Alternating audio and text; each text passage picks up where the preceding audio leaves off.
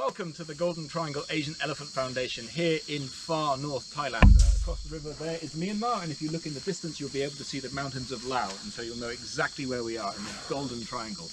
And these are Asian elephants. We are a foundation that was set up in 2005 primarily to take elephants off the streets of Bangkok because they were begging down there in those days, and bring them here to this wonderful place that they can hang out and live and eat grass and graze and scratch themselves against trees and do all sorts of other things, so natural elephant habitat.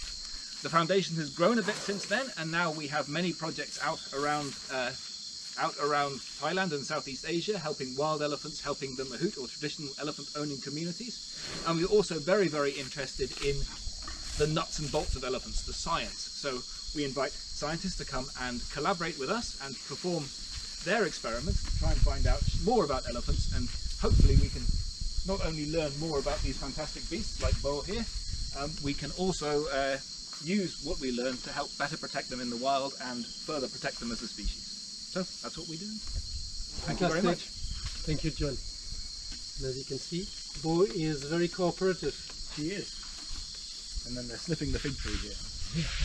If you look up, you'll be able to see the figs are very, very new. If you look up there in a couple of months' time, there'll be red figs everywhere, and the elephants will be trying to climb the tree. This is one of their favourite places. So can you maybe tell us more about Bo here? Bo is in her mid-40s. She was an elephant. She was never actually a street-begging elephant, but she was a parade elephant. So she used to walk around from place to place and work in parades, but generally living outside her natural habitat and living among humans. Thailand have had elephants in captivity for about 4,000 years, but for the majority of that time there's been a lot of forest for them to live in, and they would come out and be in armies, or they would be working in the forest to remove timber. Since '89, there hasn't been that for them to do because logging was banned, and so elephants would then went out onto the streets and had to live among humans. And they very rarely got to see their natural habitat and to relax in the way that they do here. Pun Lab is another elephant that has been with us now since 2004, I'm going to say. And she was a street begging elephant. When we first found her, she was living in a supermarket car park down in Phuket, which is one of the tourist towns in Thailand.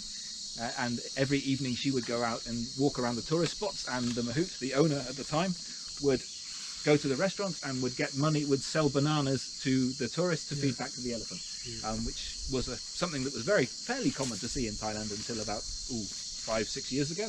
And now it's been clamped down upon, and people have had to find other ways to make money.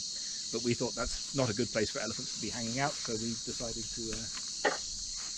to try and bring her off the streets. And at one point we had about 40 elephants. At the moment we have 20 elephants, all spread out around here. Fantastic. Thank you, John. Super. Yep, no problem. Thank you. Very good. Okay. Fun stuff. Yeah, it's nice.